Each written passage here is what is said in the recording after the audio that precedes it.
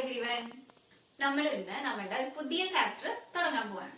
Chapter 5 circles. നമ്മൾ സർക്കിൾസിനെ കുറിച്ചിട്ട് ചെറുപ്പം മുതലേ തൊട്ട് കേട്ടും കണ്ടും ഒക്കെ വരുന്നതാണ് അല്ലെ. എല്ലാ ക്ലാസ്സിലും നമ്മൾ സർക്കിൾസിനെ കുറിച്ചിട്ട് പഠിക്കുന്നുണ്ട്. നമ്മളിപ്പോ നമ്മളുടെ ചുറ്റിനും നോക്കി സർക്കിൾ ഷേപ്പിൽ എന്തൊക്കെ വസ്തുക്കൾ കാണാം? കുറേ വസ്തുക്കൾ കാണാം അല്ലെ. എന്തൊക്കെ കാണാൻ പറ്റുക? സണ്ണിന്റെ ഷേപ്പ് സർക്കിൾ ആണ്. മൂൺ, ഫുൾ മൂണിന്റെ അന്ന് സർക്കിളിന്റെ ഷേപ്പ്, മൂണിന്റെ ഷേപ്പ് സർക്കിളിലാണ്. പിന്നെ വേറെ എന്തൊക്കെ കാണാൻ പറ്റുക? നമ്മുടെ സൈക്കിളിന്റെ വീൽ എടുത്തു കഴിഞ്ഞാല് അത് സർക്കിൾ ഷേപ്പാണ്. പിന്നെ വേറെ നമ്മളിപ്പോ കഴിക്കുന്ന വസ്തുക്കൾ എടുത്തു കഴിഞ്ഞാൽ പരിപ്പുവട, ഉഴുന്നുവട, ഉപ്പേരി, ഡോനറ്റ്സ്, അങ്ങനത്തെ സംഭവങ്ങളൊക്കെ സർക്കിൾ ഷേപ്പാണ്. പണ്ടൊക്കെ കിണറിന്റെ വക്കുള്ളത് എല്ലാതും മിക്കതും വട്ടം സർക്കിൾ ഷേപ്പാണ് ഉള്ളത്. നമ്മുടെ ചുറ്റിനും കുറെ സാധനങ്ങള് സർക്കിൾസ് ഷേപ്പിലുണ്ട്.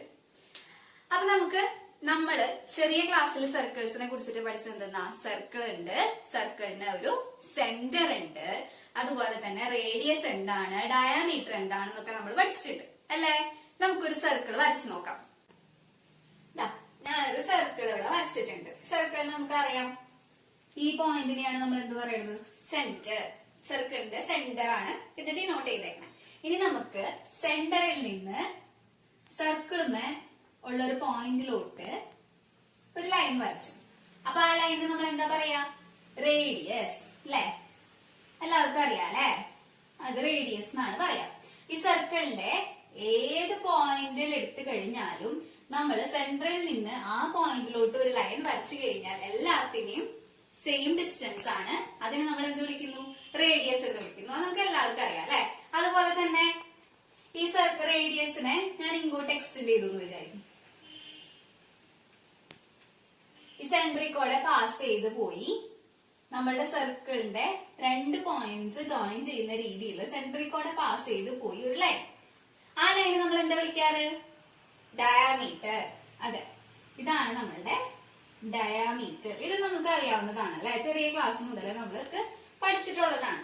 ഇത് സെന്ററിൽ നിന്നും ഏതെങ്കിലും ഒരു പോയിന്റിലോട്ടാണ് നമ്മൾ വരയ്ക്കണേന്ന് വെച്ച് കഴിഞ്ഞാൽ റേഡിയസ് എന്നും, അതുപോലെ തന്നെ നമ്മുടെ സർക്കിളിലെ രണ്ട് പോയിന്റ്സ് ജോയിൻ ചെയ്യണം. എങ്ങനെ ജോയിൻ ചെയ്യണം?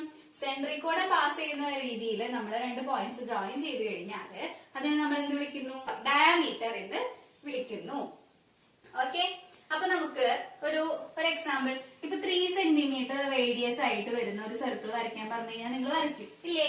നമുക്കത് വരയ്ക്കാനായിട്ട് അറിയാം അല്ലെ. ഒന്ന് വരച്ചു നോക്കിയേ.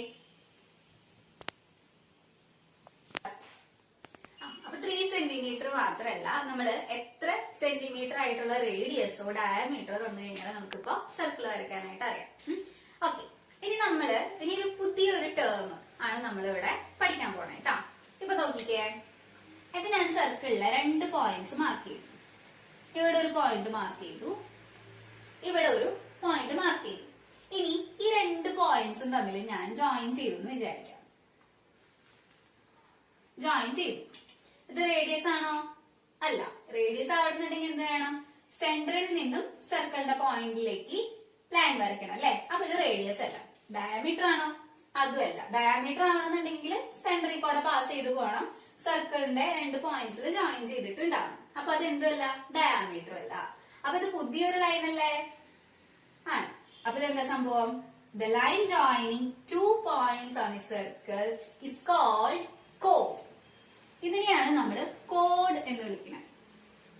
സർക്കിളിലെ ഏതെങ്കിലും രണ്ട് പോയിന്റ്സ് തമ്മില് ഒരു ലൈൻ വെച്ച് ജോയിൻ ചെയ്ത് കഴിഞ്ഞാല് ആ ലൈനെ വിളിക്കുന്ന പേരാണ് കോഡ്.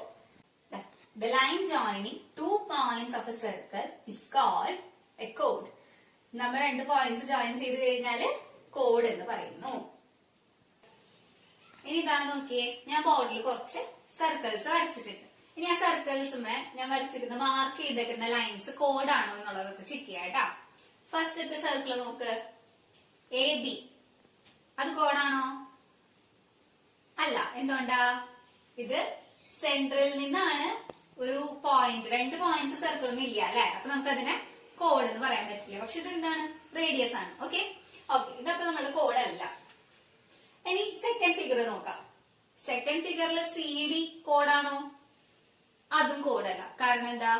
രണ്ട് പോയിന്റ്സ് സർക്കിളിന് എല്ലാം കിടക്കുന്നത് ഡി എന്ന് പറഞ്ഞ പോയിന്റ് ഇന്റീരിയർ പോയിന്റ് ആണ് സർക്കിളിന്റെ. അപ്പൊ അതെന്തല്ല, കോഡല്ല. ഇനി നമുക്ക് തേർഡ് സർക്കിൾ നോക്കാം. തേർഡ് സർക്കിൾ കോഡാണോ? Yes, it is a code. കാരണം എന്താ, 2 പോയിന്റ്സ് സർക്കിളിനെയാണ് കിടക്കുന്നത്. ആ 2 പോയിന്റ്സ് ജോയിൻ ചെയ്യുന്ന ലൈനാണ് പി ക്യൂ എന്ന് പറയുന്നത്. So it is a code. ഇനി നെക്സ്റ്റ് ഫോർത്ത് സർക്കിൾ നോക്കിക്കേ. ഫോർത്ത് സർക്കിളില് ഈ എ കെ എന്ന് പറയുന്നത് കോഡാണോ? അല്ല. കാരണം എന്താ, ഇത് ഒരെണ്ണം പോയിന്റ് പുറത്താ കിടക്കണേ അല്ലെ. നമുക്ക് അങ്ങനെ വന്നു കഴിഞ്ഞാൽ കോഡാവോ? ഇല്ല. അപ്പൊ അത് കോഡല്ല. ഇനി അടുത്ത ഫിഗർ നോക്കാം. ഫിഫ്ത് വൺ, എച്ച് ഐ എന്ന് പറഞ്ഞിട്ടുള്ള ലൈൻ, അത് കോഡാണോ? Yes, it is a code. കാരണം എന്താ, അതിന്റെ 2 എൻഡ് പോയിന്റ്സും സർക്കിളിനെയാണ് കിടക്കുന്നത്. അതുകൊണ്ട് നമുക്ക് അതിനെന്ത് വിളിക്കാൻ പറ്റും? കോഡ് എന്ന് വിളിക്കാൻ പറ്റും. ഇനി നോക്കിക്കേ, ഈ എച്ച് ഐക്ക് വേറൊരു പ്രത്യേകത കൂടി ഉണ്ടല്ലോ. എന്തെന്നാ? അതെ, yes, it is A diameter also. ഈ കോഡ് എന്ന് പറയുന്നത് ഈ സർക്കിളിന്റെ ഡയമീറ്ററും കൂടിയാണ്. അപ്പൊ നമുക്ക് ഡയമീറ്റർ എന്താ, ഒരു കോഡാവാൻ പറ്റും. പക്ഷെ റേഡിയസ് കോഡാവാൻ പറ്റുമോ?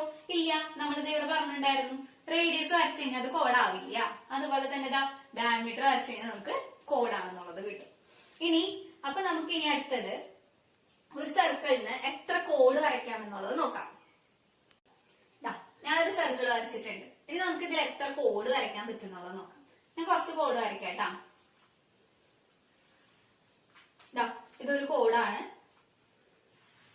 ഇത് വേറൊരു കോഡ് വരയ്ക്കാം. ഇവിടെ നമുക്ക് വേറെ കോഡ് വരയ്ക്കാം, വേറെ കോഡ് വരയ്ക്കാം, ഇങ്ങനെ വരയ്ക്കാം, ഇങ്ങനെ വരയ്ക്കാം. നമുക്ക് ഇഷ്ടം പോലെ വരയ്ക്കാൻ പറ്റൂലേ. ഇത് ഒരുപാട് സർക്കിളിലെ ഏതെങ്കിലും 2 പോയിന്റ്സ് ജോയിൻ ചെയ്യുന്ന രീതിയിൽ എത്ര ലൈൻസ് വരയ്ക്കാൻ പറ്റും? ഇഷ്ടം പോലെ വരയ്ക്കാൻ പറ്റും. ഇവിടെ നമുക്ക് ഇങ്ങനെ വരയ്ക്കാം, ഇങ്ങനെ ഇങ്ങനെ ഇങ്ങനെ ഇങ്ങനെ എങ്ങനെ വേണമെങ്കിലും ഇൻഫൈനൈറ്റ്ലി മെനി കോഡ്സ് നമുക്ക് വരയ്ക്കാനായിട്ട് പറ്റും ഒരു സർക്കിളിൽ. ഓക്കെ, ഇൻഫൈനൈറ്റ്ലി മെനി കോഡ്സ് എന്ന് പറയാം. അത് ഇഷ്ടം മാതിരി നമുക്ക് കൗണ്ട് ചെയ്യാൻ പറ്റില്ല, അത്ര പേർക്ക് കോഡ്സ് നമുക്ക് ഇതിൽ വരയ്ക്കാം. പിന്നെ നമ്മൾ വേറൊരു കാര്യം ഇവിടെ ശ്രദ്ധിക്കേണ്ടത് എന്താണെന്ന് വെച്ച് കഴിഞ്ഞാൽ,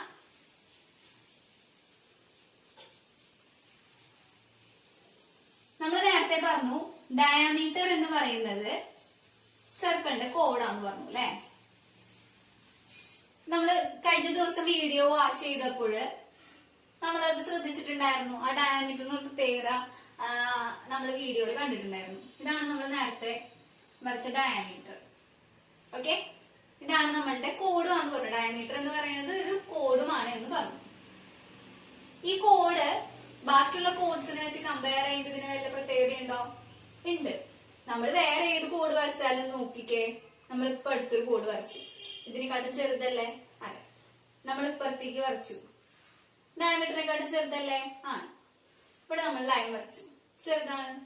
ഇവിടെയും അതുപോലെ തന്നെ ലൈൻസ് വരച്ചു കഴിഞ്ഞാലും ഡയമീറ്ററിന്റെ ലെങ്തിനെക്കാട്ടും കുറവാണ് ബാക്കി ഏത് ലൈൻസ് എടുത്തു കഴിഞ്ഞാലും. അതായത് നമുക്ക് എന്ത് പറയാൻ പറ്റും? Diameter is the biggest code.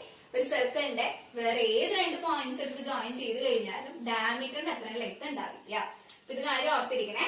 Diameter എന്ന് പറയുന്നതാണ് നമ്മളുടെ സർക്കിളിലെ ഏറ്റവും വലിയ code. It is the largest code. അപ്പൊ നമ്മൾ റേഡിയസ് എന്താണ്, ഡയമീറ്റർ എന്താണ്, കോഡ് എന്താണെന്നുള്ളതൊക്കെ നമ്മൾ കണ്ടു അല്ലെ. ഒരു സർക്കിള് ഇത്ര റേഡിയസിൽ ഒരു സർക്കിൾ വരയ്ക്കാൻ പറഞ്ഞാൽ നമുക്കറിയാം. ആ സർക്കിളിന്റെ കോഡ് മാർക്ക് ചെയ്യാൻ പറഞ്ഞാൽ അറിയാം. ഒരു ഡയമീറ്റർ മാർക്ക് ചെയ്യാൻ പറഞ്ഞു കഴിഞ്ഞാൽ അറിയാം. ഓക്കെ, ഇനി സപ്പോസ് ഞാനൊരു പ്ലേറ്റ് കാണിച്ചാൽ,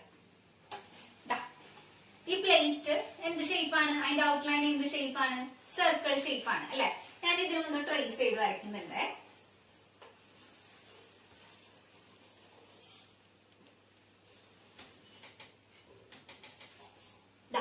ഞാൻ ഈ പ്ലേറ്റിന്റെ ഔട്ട്ലൈൻ ഈ ബോർഡിലോട്ട് ഞാൻ ട്രേസ് ചെയ്ത് വരച്ചു. ഇനി നമുക്ക് ഇതിന്റെ റേഡിയസ് കണ്ടുപിടിക്കാനായിട്ട് പറ്റുമോ? റേഡിയസ് കണ്ടുപിടിക്കണമെങ്കിൽ എന്തറിയണം? സെന്റർ അറിയണം അല്ലെ. അപ്പൊ നമുക്ക് ഇതിന്റെ സെന്റർ കണ്ടുപിടിക്കാനെങ്കിൽ എങ്ങനെ പറ്റുക? നമ്മൾ ജസ്റ്റ് വെറുതെ ഇവിടെ ഒരു ഡോട്ട് ഇട്ടു, ഇവിടെ വെറുതെ ഒരു ഡോട്ട് ഇട്ടു, അത് സെന്റർ ആവോ? നമുക്ക് അറിയില്ല. കറക്റ്റ് സെന്റർ ആണോ എന്നുള്ളത് അറിയില്ല അല്ലെ. നമ്മൾക്ക് ഇപ്പൊ പലയിടത്തും ഡോട്ട് ഇടാം, പക്ഷെ ഏകദേശം നമ്മൾ ഒരു സെന്ററിൽ വെറുതെ ഡോട്ട് ഇട്ട് കഴിഞ്ഞാൽ നമുക്ക് അറിയില്ല കറക്റ്റ് ആയിട്ട് അത് സെന്റർ ആണോ അല്ലയോ എന്നുള്ളതൊക്കെ. അപ്പൊ ഇനി നമ്മൾ അടുത്തത് പഠിക്കാൻ പോകുന്ന എങ്ങനെയാണ് ഇതുപോലെ ഏതെങ്കിലും ഒരു സർക്കിൾ ഷേപ്പ് കിട്ടി കഴിഞ്ഞാൽ അതിന് സെന്റർ അറിയില്ലെങ്കിൽ നമ്മൾക്ക് എങ്ങനെ സെന്റർ കണ്ടുപിടിക്കാൻ പറ്റും എന്നുള്ളതാണ് നമ്മൾ ഇനി അടുത്ത് നോക്കാൻ പോണേ. ഓക്കെ, അപ്പൊ നമുക്ക് ഇനി ഒരു ഇതുപോലെ ഒരു ഔട്ട്ലൈൻ കിട്ടി കഴിഞ്ഞാൽ സർക്കിളിന്റെ സെന്റർ എങ്ങനെയാ വരയ്ക്കാൻ നോക്കാം കേട്ടാ. എല്ലാവരും എന്ത് ചെയ്യാ, വീട്ടിലിരിക്കണ എന്തെങ്കിലും ഒരു സർക്കിൾ ഷേപ്പ് എടുത്തിട്ട് ഒരു ഔട്ട്ലൈൻ വരച്ച് നിങ്ങൾ നോട്ട്ബുക്കിൽ ഔട്ട്ലൈൻ വരച്ചിട്ടിരിക്കാം.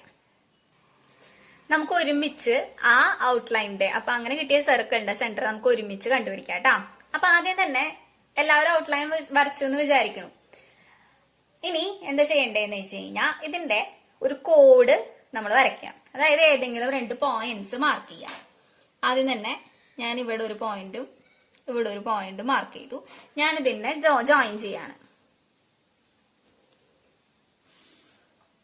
ജോയിൻ ചെയ്തു. അപ്പൊ ഇതൊരു കോഡാണല്ലോ, കോഡാണ്.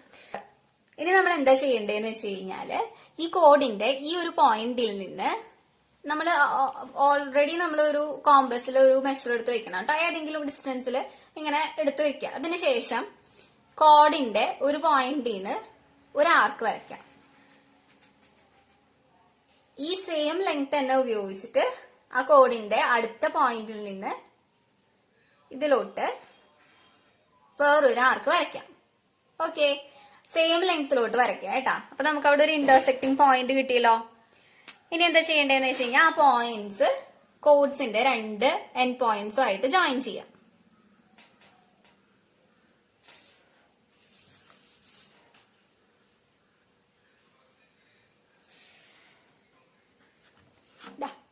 രണ്ട് എൻഡ് പോയിന്റ്സ് ആയിട്ട് ഞാൻ ജോയിൻ ചെയ്തു. ഈ ഒരു ട്രയാങ്കിളിന് എന്തെങ്കിലും പ്രത്യേകത ഉണ്ടോ? ഒന്ന് ആലോചിച്ച് നോക്ക്. എന്തെങ്കിലും പ്രത്യേകത ഉണ്ടോ? ഉണ്ട്. എന്തിനാ നമ്മള് ഇവിടെ നിന്ന് സെയിം ലെങ്ത്തിൽ തന്നെയാണ് ആർക്ക് വരച്ചത്, സെയിം ലെങ്ത്തിൽ തന്നെയാണ് ഇവിടെ നിന്നും ആർക്ക് വരച്ചത്. അപ്പൊ ഈ 2 സൈഡ്സിന്റെ ലെങ്ത് ഈക്വൽ ആയിരിക്കില്ലേ? യെസ്, ഈക്വൽ ആയിരിക്കും. അപ്പോ 2 സൈഡ്സ്, ഒരു ട്രയാങ്കിളിന്റെ 2 സൈഡ്സ് ഈക്വൽ ആണെന്ന് വെച്ച് കഴിഞ്ഞാല് ആ ട്രയാങ്കിളിനെ നമ്മൾ എന്ത് പേരെ വിളിക്കാറ്? Isosceles triangle. അപ്പൊ 2 സൈഡും ഈക്വൽ ആയിട്ടുള്ള ഒരു ട്രയാങ്കിൾ ആണ് നമുക്ക് ഇവിടെ കിട്ടിയത്. ഇങ്ങനെ വരച്ചപ്പോ നമുക്കത് സെന്റർ ആണോ കിട്ടിയേ? അല്ല അല്ലെ? കണ്ടാൽ തന്നെ അറിയാം സെന്റർ ആണോ? അല്ല. നമുക്ക് ഇതുപോലെ തന്നെ വേറെ ഒരു ട്രയാങ്കിൾ ഫോം ചെയ്യുന്ന രീതിയിൽ വേറെ 2 ആർക്ക് വരയ്ക്കാം. നമ്മൾ ഇനി ഈ ലെങ്ത് അല്ലാതെ വേറെ ഏതെങ്കിലും ഒരു ലെങ്ത് എടുത്തിട്ട് വേറൊരു ആർക്ക് ഇതുപോലെ തന്നെ 2 പോയിന്റ്സിൽ നിന്ന് വരയ്ക്കാം കേട്ടാ. ഇവിടെ ഞാൻ ആർക്ക് മാർക്ക് ചെയ്തു, ഇവിടെ നമ്മൾ ഒരു ആർക്ക് മാർക്ക് ചെയ്തു. ഇനി എന്താ ചെയ്യണ്ടേ? ഈ പോയിന്റ് 2 നമ്മളുടെ ഈ 2 എൻഡ് പോയിന്റ്സിലോട്ടും ജോയിൻ ചെയ്യാം.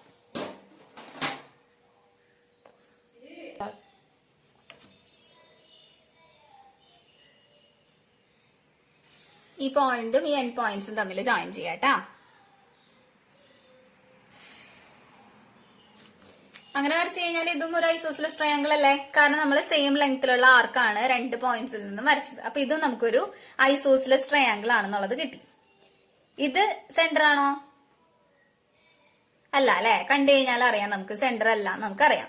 അപ്പൊ നമുക്ക് ഇതുപോലെ തന്നെ വേറൊരു ലെങ്ത്തില് ആർക്ക് എടുത്തിട്ട് നമുക്ക് വീണ്ടും വേറൊരു ട്രയാങ്കിൾ ഫോം ചെയ്ത് നോക്കാം. ഇനി നമുക്ക് ഈ പോയിന്റിൽ നിന്ന് വേറൊരു മെഷർ എടുത്തിട്ട് ആർക്ക് വരയ്ക്കാം. അപ്പൊ നമുക്കൊരു ഇന്റർസെക്ടിങ് പോയിന്റ് കിട്ടി. അത് നമുക്ക് ജോയിൻ ചെയ്യാം 2 എൻഡ് പോയിന്റ്സിലോട്ട്.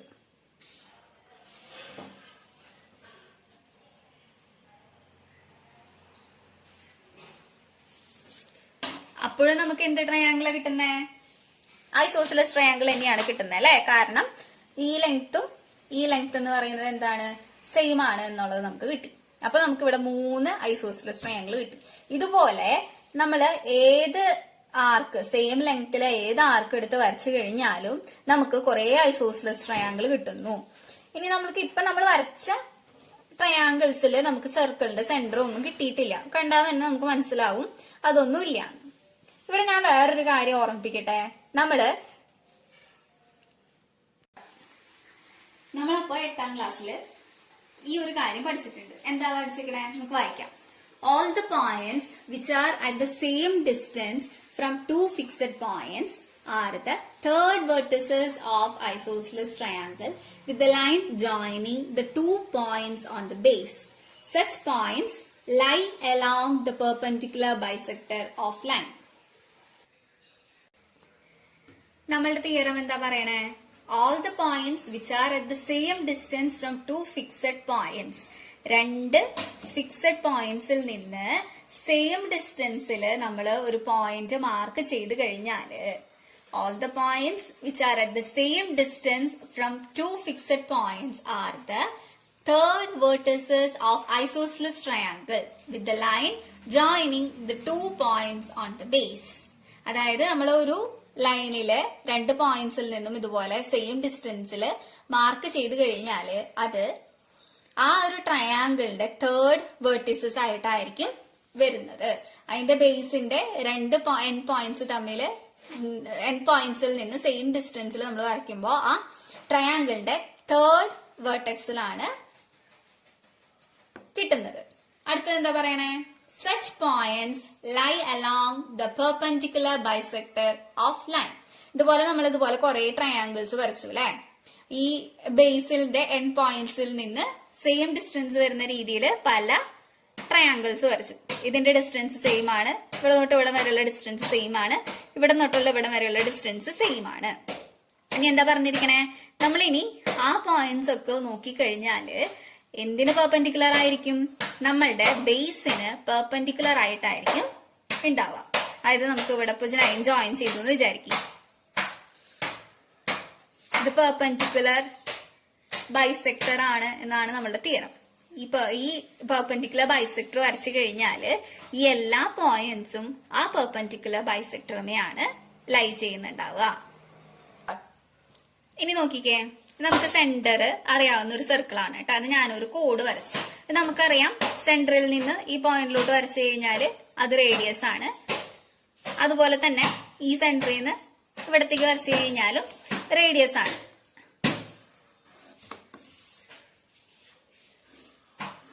അപ്പൊ അത് ലൈൻ ജോയിൻ ചെയ്ത് വരച്ചു കഴിഞ്ഞാല് നമുക്കിപ്പോ തന്നെ പറഞ്ഞ പോലെ നമുക്ക് പറയാൻ പറ്റൂലോ. നോക്കി, ഇതിന്റെ ഇവിടെ തൊട്ട് ഇവിടം വരെയുള്ള ലെങ്ത്തും അതുപോലെ തന്നെ ഇവിടെ തൊട്ട് ഇവിടം വരെയുള്ള ലെങ്ത്തും, ഈ രണ്ട് ലൈൻസിന്റെ ലെങ്ത് എന്താണ്? സെയിം ആണ് എന്നുള്ളത് അറിയാം. അപ്പൊ നമ്മൾ ഇപ്പൊ തന്നെ പറഞ്ഞ തിയർ അനുസരിച്ചിട്ട് നമുക്ക് എന്ത് പറയാൻ പറ്റും? ഈ ഇതുപോലെ കിട്ടുന്ന ട്രയാങ്കിളിന്റെ ഈ വെർട്ടെക്സ് എന്ന് പറയുന്നത് ഈ ബേസിന് പെർപെൻഡിക്കുലർ ലൈനെ ലൈ ചെയ്യും എന്ന് പറയാനായിട്ട് പറ്റും അല്ലെ. നമ്മളൊരു പെർപെൻഡിക്കുലർ ലൈൻ വരച്ചു കഴിഞ്ഞാല് അത് ഈ നമ്മളുടെ ഈ തേർഡ് വെർട്ടെക്സ് എന്ന് പറയുന്നത് ആ ലൈനുമേ ലൈ ചെയ്യും എന്നുള്ളത് നമുക്ക് മനസ്സിലായി അല്ലെ. അതുപോലെ നമുക്ക് നമ്മൾ നേരത്തെ വരച്ച ഒരു സർക്കിൾ അതുപോലെ പറയാൻ പറ്റില്ലേ? നോക്കിക്കേ, ഇതാണ് നമ്മൾ നേരത്തെ വരച്ച നമ്മളുടെ കയ്യിലെ പ്ലേറ്റിന്റെ ട്രേസ് എടുത്ത് വരച്ചിട്ടുള്ള സർക്കിൾ ആയിരുന്നു ഇത്. നമ്മളിപ്പോ തന്നെ പഠിച്ച തിയറം പ്രകാരം നമുക്ക് എന്ത് പറയാൻ പറ്റും? ഇപ്പൊ നമുക്ക് 3 ഐസോസിലസ് ട്രയാങ്കിൾ ആണ് വരച്ചേക്കേണ്ടത്. ഈ ലൈൻസ് ഒക്കെ ജോയിൻ ചെയ്തു എന്ന് വിചാരിക്കാം.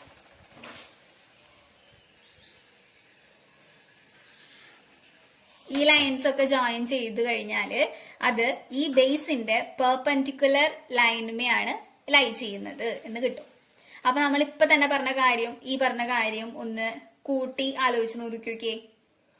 അപ്പൊ നമ്മളുടെ സർക്കിളിന്റെ സെന്റർ എന്ന് പറയുന്നതും ഈ ലൈനിൽ തന്നെയല്ലേ വരിക.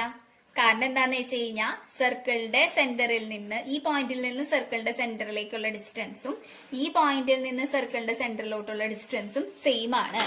അപ്പോ നമ്മൾ ഇതുപോലെ പല ലെങ്ത്തിൽ ഇങ്ങനെ ആർക്ക് വരച്ച് വരുമ്പോ എപ്പോഴെങ്കിലും നമുക്ക് അതിന്റെ സെന്റർ കണ്ടുപിടിക്കാനായിട്ട് പറ്റും അല്ലേ. അതെ, അതാണ് നമ്മളുടെ ഈ തിയറം പറഞ്ഞത്. അപ്പൊ നമുക്കപ്പൊ മനസ്സിലായി എന്ത്? ഈ പെർപെൻഡിക്കുലർ ലൈനുമേ ആയിരിക്കും എന്ത് കിടക്കുന്നുണ്ടാവുക? നമ്മുടെ സർക്കിള് കിടക്കുന്നുണ്ടാവുക. ഇനി നമുക്ക് എന്ത് കണ്ടുപിടിച്ചാൽ മതി?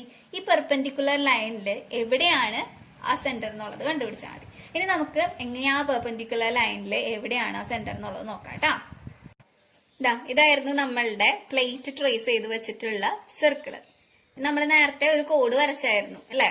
നമ്മൾ നേരത്തെ പറഞ്ഞു ആ കോഡിന് പെർപെൻഡിക്കുലർ വരച്ചു കഴിഞ്ഞാല് ആ പെർപെൻഡിക്കുലറിന് എവിടെങ്കിലും ആയിരിക്കും നമ്മളുടെ സർക്കിളിന്റെ സെന്റർ എടുക്കാന്ന് പറഞ്ഞു. അപ്പൊ നമുക്ക് ആ കോഡിന്റെ പെർപെൻഡിക്കുലർ ബൈസെക്ടർ വരയ്ക്കാം. പെർപെൻഡിക്കുലർ ബൈസെക്ടർ എങ്ങനെ വരയ്ക്കാന്നുള്ള വീഡിയോ നമ്മൾ കഴിഞ്ഞ ദിവസം കാണിച്ചു തന്നതായിരുന്നു. അതെല്ലാവരും കണ്ടു എന്ന് വിചാരിക്കണം. അപ്പൊ നമ്മൾ ഈ കോഡിന് പെർപെൻഡിക്കുലർ ബൈസെക്ടർ വരയ്ക്കാം. അതായത് ഈ ലൈനിന്റെ പകുതിയെക്കാട്ടും കൂടുതൽ മെഷർ ചെയ്തിട്ട് എന്ത് ചെയ്യാം, ആർക്ക് വരയ്ക്കാം. ഇവിടെ ഒരു ആർക്ക് വരയ്ക്കാം, ഇവിടെ ഒരു ആർക്ക് വരയ്ക്കാം. അതുപോലെ തന്നെ ഇവിടെയും ഒരു ആർക്ക് വരയ്ക്കാം, ഇവിടെ ഒരു ആർക്ക് വരയ്ക്കാം. അപ്പൊ നമുക്ക് എന്ത് കിട്ടി, 2 പോയിന്റ്സ് കിട്ടി. ഇനി നമുക്ക് ആ 2 പോയിന്റ്സ് ജോയിൻ ചെയ്യാം.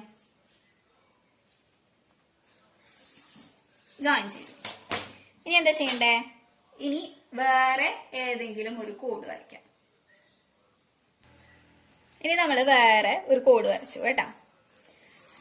ഇനി ഈ കോഡിന് പെർപെൻഡിക്കുലർ ബൈസെക്ടർ വരച്ചു കഴിഞ്ഞാല് ആ പെർപെൻഡിക്കുലർ ബൈസെക്ടറുമേ ആയിരിക്കുമല്ലോ സെന്റർ എടുക്കുന്നുണ്ടാവാ നമ്മൾ പറഞ്ഞ. അപ്പൊ നമുക്ക് ഈ കോഡിന്റെ പെർപെൻഡിക്കുലർ ബൈസെക്ടർ വരയ്ക്കാം.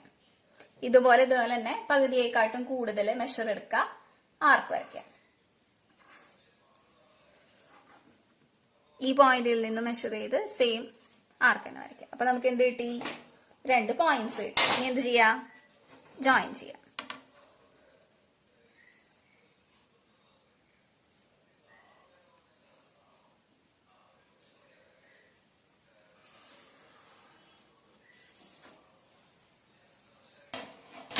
നോക്കൂ, ഈ 2 പെർപെൻഡിക്കുലർ ലൈൻസും ഇന്റർസെക്ട് ചെയ്തു അല്ലേ, ഈ പോയിന്റില് ഇന്റർസെക്ട് ചെയ്തു. ഇതായിരിക്കും നമ്മളുടെ സർക്കിളിന്റെ സെന്റർ. അതായത് നമ്മളുടെ സർക്കിൾ എടുക്കുന്ന ഏതെങ്കിലും 2 പോയിന്റ്സ് ജോയിൻ ചെയ്ത് ആ പോയിന്റ്സിൽ നിന്ന് നമ്മൾ ആ ഒരു ലൈനിന്റെ പെർപെൻഡിക്കുലർ ബൈസെക്ടർ വരച്ചു കഴിഞ്ഞാൽ നമുക്ക് എന്ത് കിട്ടും, സർക്കിളിന്റെ സെന്റർ കിട്ടും. ഇപ്പൊ നമ്മൾ വരച്ചപ്പോ എന്താ ചെയ്തേ, സർക്കിൾ കിട്ടി. സർക്കിളിന്റെ സെന്റർ കിട്ടാൻ വേണ്ടിയിട്ട് നമ്മൾ 2 കോഡ്സ് വരച്ചു. ആ 2 കോഡ്സിന്റെ പെർപെൻഡിക്കുലർ ബൈസെക്ടേഴ്സ് വരച്ചു. ആ പെർപെൻഡിക്കുലർ ബൈസെക്ടേഴ്സ് ഇന്റർസെക്ട് ചെയ്യുന്ന പോയിന്റ് ആണ് നമ്മളുടെ സെന്റർ. നമുക്ക് വേണമെങ്കിൽ ഇതൊന്ന് മെഷർ ചെയ്ത് നോക്കാം കേട്ടാ.